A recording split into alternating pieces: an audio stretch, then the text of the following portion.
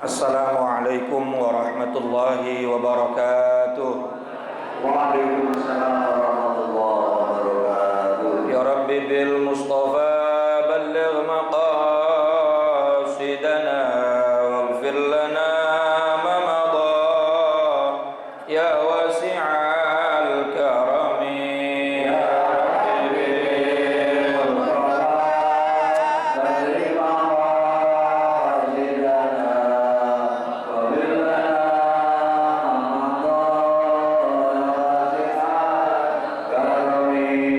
madha Muhammadun sayyidul kaunaini wa thaqalaini wal fariqaini min urbin wa min ajami Ya Rabbi bil Mustafa balligh maqasidana waghfir lana ma madha ya wasi'al karami. Nabiyuna al-amirun nahi fala ahadun abarra fi qawli la minhu wa la na'ami bil Mustafa balligh maqasidana waghfir lana ma madha ya wasi'al karami. wal habibul ladzi turja syafa'atuhu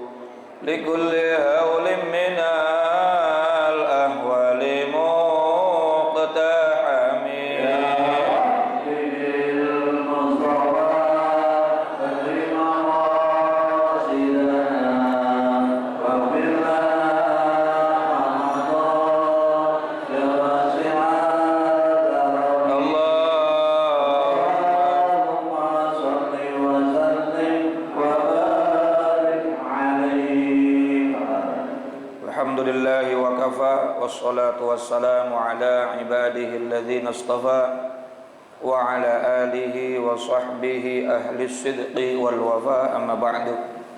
Hadratil mukarram yang mulia, para alimil ulama, para asatidz, para tuan guru, wabil khusus guru-guru kita Kiai Haji Dr. Andes Muhammad Ja'far, Kiai Haji Ahmad Habibi Abdul Rashid Ramli, Kiai Haji Zulfa Mustafa Muqarrab bin Yusuf, matta'anallahu fi tuli hayatihim, pengurus Majelis Ta'lim Ukhuwah Islamiyah Bapak Haji Basra Ustaz Haji Muhammad Tahir, pengurus Masjid Baitur Rahim Bapak Ustaz dan seluruh jajaran pengurusnya yang mudah-mudahan dirahmati Allah Subhanahu wa taala, serta seluruh para pengurus masjid dan musholla yang tergabung dalam Majelis Ta'lim Ukhuwah Islamiyah, serta seluruh para jamaah yang hadir tanpa terkecuali, mudah-mudahan dimuliakan Allah Subhanahu wa taala. Puji syukur kita panjatkan kehadirat Allah, salawat dan salam semoga tercurah ruah kepada baginda Nabi besar kita Muhammad, dan kita berharap mudah-mudahan termasuk bagian dari umatnya yang akan mendapatkan syafaat di yaumil qiyamah. Tanpa berpanjang kalam, mari sama kita lanjutkan kembali pembahasan kitab kita. Namun kita kembali baca suratul Fatihah. Mudah-mudahan duduknya kita mendapatkan ridha dari Allah Subhanahu wa taala. Ilmu yang kita dapatkan menjadi ilmu yang manfaat, yang bisa menyelamatkan kita dari dunia sampai akhirat. Al-Fatihah bil qabul wa ila hadratir rasul ala hadhihi niyyah wa ala kulli niyyatin salihah wa ala man wa salafus salih wa ila hadratin nabil mustafa sayyidina wa habibina wa syafi'ina wa karimina wa maulana Muhammadin wa ala alihi wa azwajihi wa dhurriyyatihi wa ali baitil kiram. Naqussu khasatan li hadrati muallif hadzal kitab Sayyidi Syekh Zainuddin bin Ali al-Malibari al-Fannani, Sayyidi Syekh Nawwawi bin Umar al-Jawi al-Bandani, wa usulihim wa furu'ihim, Allah yu'ali darajatihim fil jannah wa yu'idu alaina min barakatihim wa asrarihim wa anwarihim wa ulumihim wa nafahatihim fid dini wad dunya wal akhirah wa ila arwah walidina wa abaina wa jami'il muslimina wal muslimat wal mu'minina al-ahya'i minhum wal amwat ila hadratin nabiy al-Fatihah. أعوذ بالله من الشيطان الرجيم. بسم الله الرحمن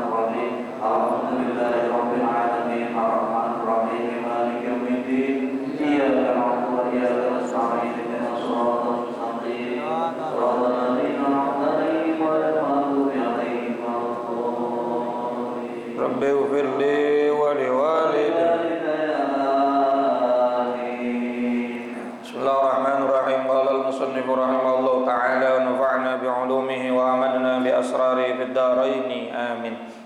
Halaman 69 ya. Wa an Anas bin Malik radhiyallahu anhu qala 'anil nabi sallallahu alaihi wasallam annahu qala akthiru minal ma'arif minal mu'minina fa inna likulli mu'minin syafa'atan 'indallahi yaumal qiyamah. Dari sahabat Anas bin Malik maula Rasulullah sallallahu alaihi wasallam, khadimnya Rasulullah sallallahu alaihi wasallam yang ikut dengan Rasul dari kecil, nih Anas bin Malik. Sahabat Anas bin Malik ini dulu dihadiahkan oleh seorang wanita jariyah karena dia iri, dia cemburu dengan orang-orang kaya yang bisa ngasih hadiah sama Nabi, sementara dia nggak punya apa-apa. Akhirnya dia kasih anaknya supaya dijadikan budak oleh Rasulullah. Tapi sama Rasulullah nggak dijadiin budak, justru dijadikan sahabat, dijadikan anak angkat. Nabi makan ya Anas bin Malik makan, Nabi minum Anas bin Malik minum. Nggak seperti layaknya seorang pembantu. Makanya barokahnya luar biasa Anas bin Malik, sampai didoakan oleh Rasulullah, diijazahkan doa oleh Rasulullah kepada Anas bin Malik dengan doa yang boleh dibaca oleh kita nih. Allahumma barik lana fi rizqina wa barik lana fi umrina wa barik lana fi auladina. Ya Allah, berkahilah kami dalam rizki kami, berkahilah kami dalam usia kami, dan berkahilah kami dalam anak keturunan kami. Sehingga saat Rasulullah wafat, Anas bin Malik ini usianya panjang, Pak. Ada yang mengatakan bahkan sampai 100 tahun. Barokah doanya Nabi itu. Kemudian yang tadinya seorang pembantunya Rasul jadi seorang pengusaha sukses, Anas bin Malik. Lalu punya anak yang banyak dan anak-anaknya soleh. Itu doanya itu. Ya, nggak ada ulangan Pak tadi. Allahumma barik lana fi rizqina wa barik lana fi umrina wa barik lana fi auladina. Nah, itu doa boleh dibaca. Saya dapat dari Habib Lutfi bin Yahya. Habib Lutfi nyeritain begitu. Jadi bukan nyomot dari sini dari sana. Habib Lutfi pernah kasih ijazah seperti itu waktu beliau ceritakan tentang fadilah dari karomahnya sahabat Anas bin Malik. Siapapun yang dekat dengan Rasulullah, Masya Allah, mendapatkan barokah yang luar biasa. Sehingga Anas bin Malik ini ya, waktu Rasulullah hijrah ke Madinah masih kecil, tapi saat Rasulullah sudah wafat, tangannya beliau yang paling banyak dicari oleh para sahabat. Dicium tangannya Anas bin Malik oleh para sahabat-sahabat senior. Sebab apa? Alasan mereka, tangan ini sering menyentuh benda-bendanya Rasulullah, bajunya Rasulullah, piringnya Rasulullah, gelasnya Rasulullah, bahkan tangan yang sering menyentuh tubuhnya Rasulullah. Sehingga atharnya Rasulullah, bekasnya keberkahan Rasulullah itu melekat banget pada Anas bin Malik. Masalah athar, masalah bekas ini dalam akidah kita Ahlus Sunnah wal Jamaah nggak usah diragukan lagi. Sebab di Al-Quran sering kita baca tuh, inna nahnu nuhyil wa naktubu ma wa atharohum. Athar itu bekas. Allah itu menulis bukan cuma amaliyah kita, perbuatan kita, ibadah kita atau maksiat kita, tetapi wa atharohum, bekas-bekasnya pun ditulis oleh Allah Subhanahu wa taala. Ya, bekas-bekas itu juga ditulis dan akan dijadikan saksi di hadapan kita nanti pada saat kita wafat. Nah, dengan ayat ini akhirnya diberikan kesimpulan bekas itu memang ada keberkahannya. Makanya Nabi Zakaria itu waktu minta sama Allah untuk mendapatkan keturunan, disuruh berdoanya di mana, Pak? Di mihrabnya Siti Maryam.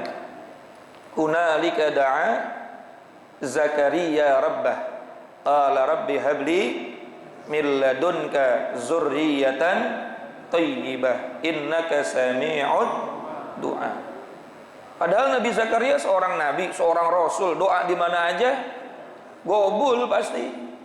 Tapi kenapa Nabi Zakaria itu oleh Allah Subhanahu wa taala diperintahkan, diisyaratkan, diwahyukan untuk berdoa di mihrabnya Siti Maryam? Karena mihrab itu, tempat itu atarnya, barokahnya luar biasa. Jadi kalau ada orang yang sampai sekarang masih nggak percaya tentang keberkahan satu tempat yang pernah ditempati oleh orang soleh, orang yang berkaromah, ya bagaimana dengan kasusnya Nabi Zakaria? Ceritanya Nabi Zakaria. Sementara Siti Maryam bukan seorang nabi. Betul nggak Pak? Dan derajat nabi itu derajat yang paling tinggi. Tapi Allah masih tetap menyuruh Nabi Zakaria untuk berdoa di mihrabnya Siti Maryam, menunjukkan bahwa tempat itu ada asarnya, ada bekas keberkahan. Makanya santri wajar kalau dikit-dikit ngambil berkahnya guru. Ya, dulu di pesantren guru minum nggak habis dihabisin, makan nggak habis dihabisin, sendal nggak habis, itu namanya. Sampai rokok nggak habis. Rokok kiai habis diisepin santri. Ambil berkahnya. Nah, bukan ngambil berkahnya cipro. Nah, jadi athar itu luar biasa. Nah, Sayyidina Anas bin Malik itu kalau datang ke Madinah zaman Nabi sudah wafat, maka beliau paling dicari tangannya untuk dicium. Ya, jadi para sahabat dulu udah mencium tangannya Anas bin Malik. Kalau orang zaman sekarang kok bilang mencium tangannya itu bid'ah, gimana? Itu para sahabat bid'ah semua. Karena mengambil keberkahan dari yang pernah dilakukan oleh Anas bin Malik kepada baginda Nabi sallallahu alaihi. Nah, kita lanjutkan hadisnya. Anas bin Malik mengatakan bahwa sesungguhnya Rasulullah sallallahu alaihi wasallam bersabda, "Aktsiru minal ma'arif minal mu'min." Aktsiru minal ma'arif minal mu'minin. Perbanyaklah oleh kalian mengenal orang-orang yang beriman.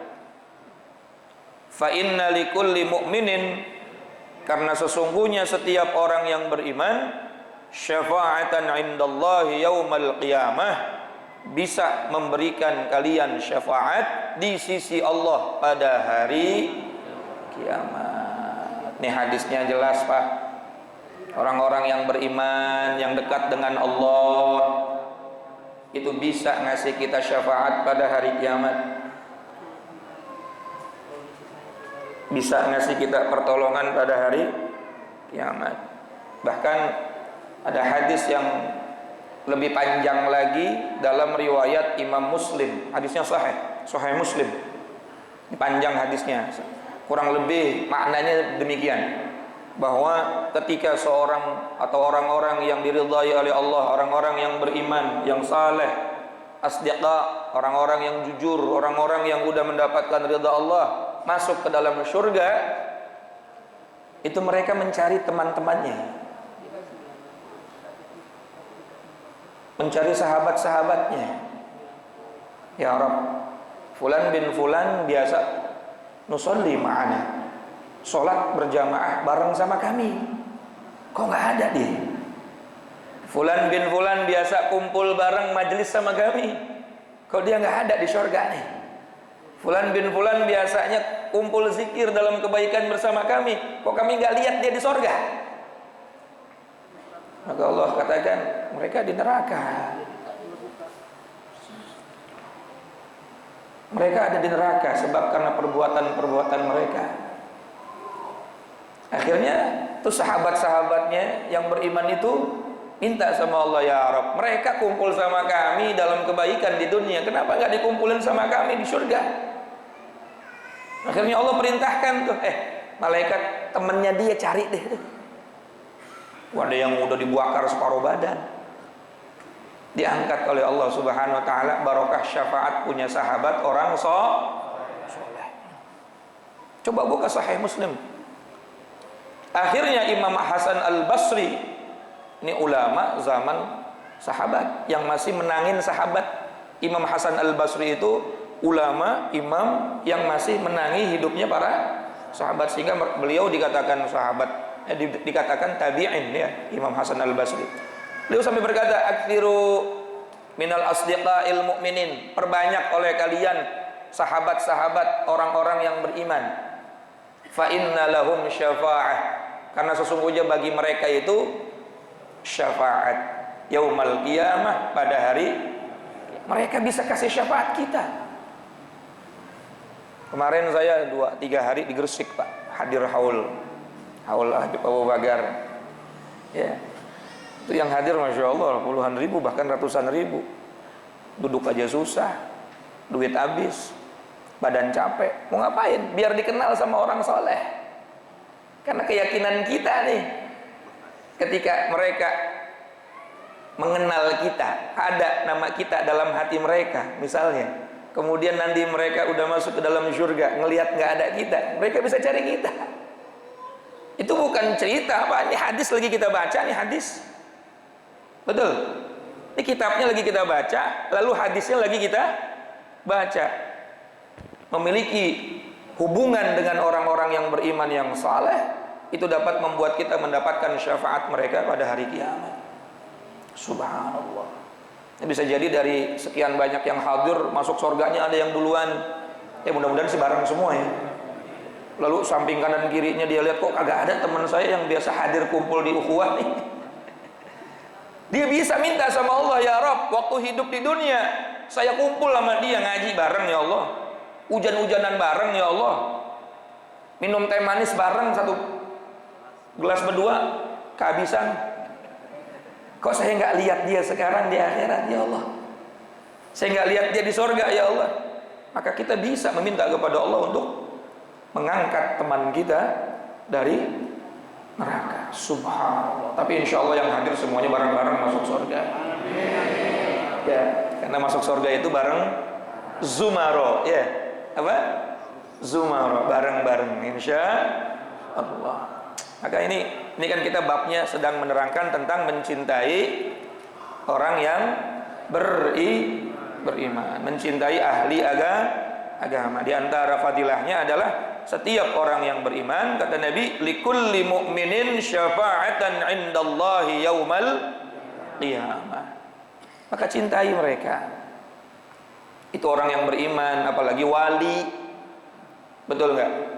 Apalagi sahabat. Mencintai mereka adalah keberkahan hidup buat kita dunia dan akhirat.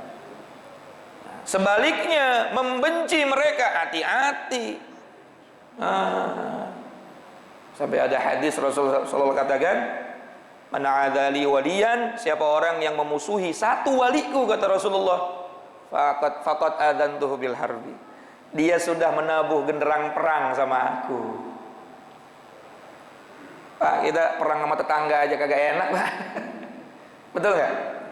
Ngajak ribut sama orang yang lebih kuat dari kita aja kita takut. Ini Allah diajakin ribut. Dengan cara apa? Memusuhi kekasihnya Allah Subhanahu wa taala, wali-walinya Allah Subhanahu wa taala. Kan kita nggak tahu dia wali apa bukan. Oleh karena itu husnuzon, baik sangka saja kepada seluruh makhluk. Kita nggak tahu di antara kita ini siapa yang dicintai oleh Allah Subhanahu wa taala. Makanya kata para ulama, Allah itu merahasiakan walinya di tengah-tengah manusia. Maka berhusnuzonlah kita kepada mereka. Khawatir yang kita benci orang yang dicintai oleh, wah, kalau orang yang dicintai oleh Allah Subhanahu wa taala itu kita benci, kita sakiti, sama aja kita menabuh genderang perang kepada Allah. Saya mau tanya, Pak, kenapa kaumnya Nabi Nuh itu dihancurkan oleh Allah? Pak, kenapa kaumnya Nabi Nuh diluluh lantahkan oleh Allah, diberikan banjir bandang sampai semuanya nggak tersisa? Kenapa? Karena nggak beriman sama Nabi Nuh, karena nggak beriman kepada Allah. Lah 950 tahun nggak beriman, nggak disiksa-siksa. Karena mereka sudah menyakiti hatinya Nabi Allah Nuh alaihissalam, kekasihnya Allah. Sehingga Nabi Nuh itu berkata, Rabbi, sesungguhnya aku da'autu qaumi lailan wa nahara, sudah berdakwah kepada kaumku siang dan malam. Falam akun bidu'ai illa firara. Tapi mereka bukannya nerima dakwah saya, malah lari, malah menghina saya. Kalau saya ngomong dia tutup telinga, dia ledekin saya. Sampai saya bikin perahu, dia datang rame-rame, dia buang tinja di situ semuanya. Disakiti hatinya Nabi Allah Nuh alaihissalam. Ketika hati seorang yang dicintai oleh Allah sudah disakiti, udah nggak ada ampun. Dia sama saja seperti menabuh genderang Makanya hati-hati Pak, mulut dijaga. Apalagi yang udah masyhur seorang saleh, yang sudah masyhur seorang alim, yang sudah terkenal di mana-mana, dia orang baik, lalu kita benci dia, kita caci maki dia. Khawatir Pak, itu seorang wali min auliyaillah. Paham nggak kira-kira? Oleh karena itu hati-hati kita nih. Nah, orang-orang yang beriman, orang-orang yang saleh bisa kasih kita syafaat. Sebaliknya, orang-orang yang beriman, orang-orang yang saleh, darahnya, dagingnya juga beracun. Maksudnya beracun bagaimana? Kalau kita menyakiti mereka, yang sakit itu bukan mereka, yang murka itu bukan mereka. Kadang mereka itu hatinya lembut, hatinya penuh maaf. Betul nggak? Rasulullah tuh hatinya pemaaf, betul. Tapi yang gregetan malaikat Jibril, yang gregetan malaikat penunggu gunung pada saat beliau dicaci maki di Taif. Untung saja beliau itu hatinya lemah lembut sehingga beliau berkata, Allahumma hdi qaumi fa innahum la ya'lamun. Oleh karena itu, ini pelajaran buat kita, jangan mudah untuk menyakiti orang lain, khawatir orang tersebut dicintai oleh Allah. Kita nggak tahu orang-orang yang dicintai oleh Allah. Maka cintai orang-orang yang beriman. Perbanyak berkumpul dengan orang-orang yang beriman, dengan orang-orang saleh. Sebab apa? Fa inna likulli mu'minin syafa'atan indallahi yaumal qiyamah. Itu bisa digaris bawahi itu untuk bekal kita. Setiap orang yang beriman bisa saling pada hari. Jadi syafaat itu bukan langsung dari Rasulullah saja. Rasulullah yang punya syafaat, tapi Rasulullah mengizinkan seluruh orang-orang yang diizinkan oleh beliau untuk memberikan syafaat kembali kepada orang lain. Nah, kalau yang diberikan oleh Allah kepada Nabi, syafaatul uzma. Kenapa disebut syafaatul uzma? Karena nggak ada yang bisa kecuali Rasulullah. Dalam Sahih Bukhari, bab baiat, pernah kita bahas juga dalam kitab Tijan Darari, bahwa Rasulullah SAW saat di padang mahsyar itu semua manusia udah hiruk pikuk, udah susah hidupnya tuh, saking panasnya, dicuekin sama Allah bertahun-tahun, sehingga kata mereka, ya Rabb, keluarkan kami dari sini walaupun harus masuk neraka. Begitu kata mereka, saking udah nggak tahan di padang mahsyar, keluarin kami dari sini walaupun kami harus masuk. Begitu. Kayak orang lagi dalam persidangan, nggak di sidang-sidang, di penjara di mana penjara persidangan tuh, kejaksaan dan lain sebagainya, udah nggak ngerasa enak banget hidupnya tuh, kemudian dia ngomong, keluarin saya dari sini walaupun harus di penjara di Nusa Kambangan. Begitu. Padahal Nusa Kambangan lebih parah, padahal neraka lebih, tapi saking parahnya dia sudah nggak tahan lagi hidup di situ. Akhirnya mereka minta ke Nabi Adam pertolongan agar bisa ngomong sama Allah, agar bisa minta sama Allah agar mereka dikeluarkan dari padang mahsyar. Nabi Adam bilang, nafsi nafsi, saat ini kita cuma bisa ngurus diri masing-masing, aku nggak bisa kasih kalian pertolongan. Kemudian datang ke Nabi Nuh. Nabi Nuh bilang nafsi nafsi, singkatnya begitu. Ini kalau kita baca panjang nih hadisnya. Kata Nabi Nuh, saya nggak bisa kasih pertolongan kalian, sebab saya pernah berdoa kepada Allah, kesel sama umat sehingga mereka semua binasa. Saya malu minta sama Allah hari ini. Coba kalian datang ke Nabi Ibrahim. Kata Nabi Ibrahim, aku juga nggak bisa kasih tolong kalian karena aku pernah berdusta 3 kali. Dalam agama berdusta berapa? Padahal dustanya bener nih, bukan dusta kayak kita. Memang beneran dusta kalau kita berdusta 3 kali. Kapan yang pertama? Saat menghancurkan berhala. Nabi Ibrahim ditanya, siapa yang ngancurin berhala? No, yang ngancurin yang paling gede. Padahal yang ngancurin siapa? Yang kedua, pada saat Nabi Ibrahim diajak, nah sebelum menghancurkan berhala, diajak sama Raja Namrud dan pasukannya untuk berburu. Nabi Ibrahim bilang, faqala inni sakim, aku lagi sakit, aku nggak bisa ikut berburu. Padahal beliau nggak sakit. Supaya mereka pergi, Nabi Ibrahim mau menghancurkan berhala. Yang ketiga, pada saat Nabi Ibrahim masuk ke dalam suatu negeri, ada raja yang aneh. Dia demen sama orang yang punya suami. Demen sama perempuan yang udah punya suami. Kalau misalnya lagi jalan sama perempuan nih, orang laki ditanya, itu istri kamu bukan? Istri saya. Diambil tuh sama raja. Ini raja PA namanya. Lalu Nabi Ibrahim ditanya, itu siapa? Faqala inni ukhti. Ini adalah saudari perempuan saya. Padahal yang digandeng istri. Tiga-tiganya benar apa enggak tuh dustanya, Pak? Benar, menyelamatkan istrinya. Kemudian apa lagi? Ingin menghancurkan kemusyrikan. Tapi gara-gara itu beliau akhirnya enggak berani ngomong sama Allah Subhanahu wa taala untuk memberikan pertolongan. Cuma 3, lah kita 300. 3.000. Dusta. Ya Rabbi ya Karim. Kata Nabi Ibrahim, datang kamu ke Nabi Musa. Nabi Musa juga bilang nafsi. Singkat cerita, Nabi Musa bilang datang ke Nabi Isa. Nabi Isa bilang nafsi. Sampai akhirnya kata Nabi Isa, datanglah kepada Nabi Muhammad sallallahu alaihi. Saat itu Rasulullah sedang bersujud di bawah arsy. Nih asal muasal syafaatul uzma biar kita tahu. Sujud di bawah arsy. Lalu beliau bangun memanggil umatnya, ummati, ana laha, umatku, sini, aku yang bisa kasih kalian pertolongan, aku yang akan kasih kalian pertolongan. Akhirnya Rasulullah SAW kembali sujud kepada Allah, meminta kepada Allah. Yang berani minta saat itu cuma baginda kita, Nabi Muhammad. Selain Nabi Muhammad semuanya nggak ada yang berani ngomong, Pak. Yauma yaqumur ruhu wal malaikatu saffa la yatakallamuna illa man adzina lahur rahmanu wa qala shawaba. Enggak ada yang berani bicara illa kecuali man adzina lahur rahman, yang diizinkan oleh Allah. Semua berdiri dari zaman awal sampai zaman akhir, enggak ada yang berani ngomong. Takut kepada Allah, betul-betul hari itu adalah Maliki Yaumiddin, kata Allah. Aku penguasa hari pembalasan.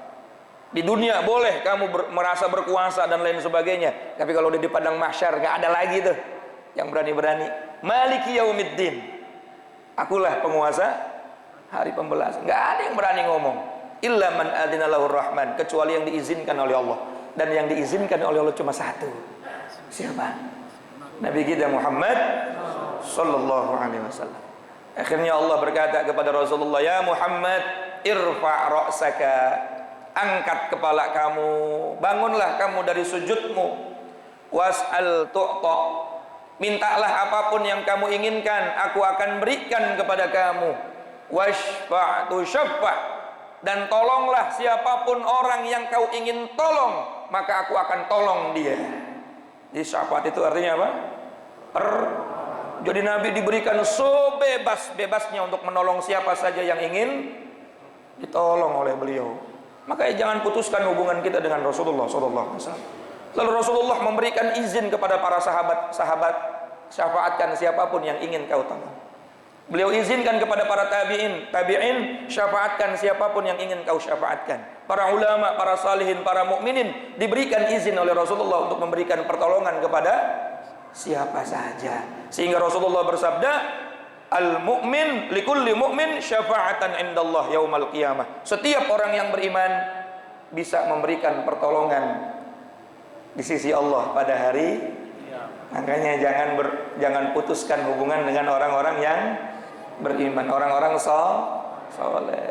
Bisa jadi dia nanti dapat ridha Allah lebih besar, paling duluan masuk surganya, lalu nggak ngelihat ada kita, sementara kita sering nyenengin dia.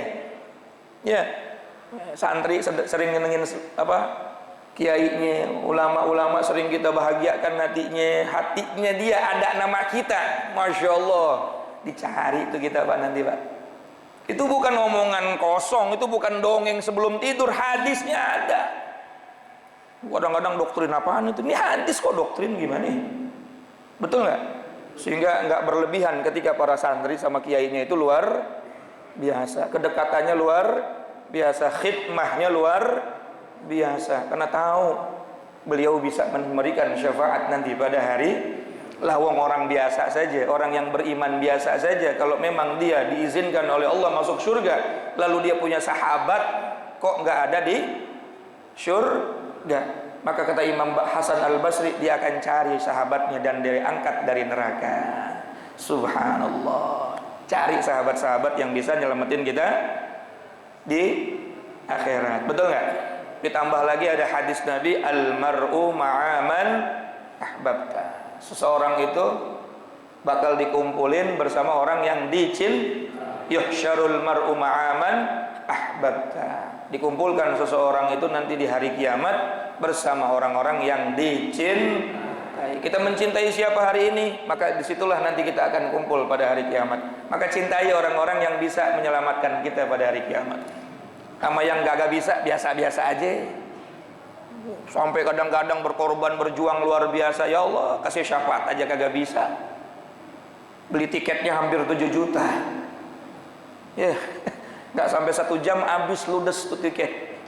50.000 buat di di konser ya. Padahal wallahu alam gak bakalan bisa tuh syafaatin kita pada hari kiamat. Giliran ngaji yang gratis, maulid yang gratis, hadir haul yang gratis, kita kagak mau. Padahal orang-orang saleh akan mensyafaati kita pada hari kiamat. Ini diantara fadilahnya kita kumpul dengan orang-orang saleh yang beriman. Waqala sallallahu alaihi wasallam, wallahu a'lamu bissawab. Insyaallah kita lanjutin lagi pembahasan tentang keutamaan mencintai ahli agama, orang-orang yang beriman. Mudah-mudahan manfaat, kurang lebihnya mohon maaf. Hadanallahu wa iyyakum ajma'in. Assalamualaikum warahmatullahi wabarakatuh.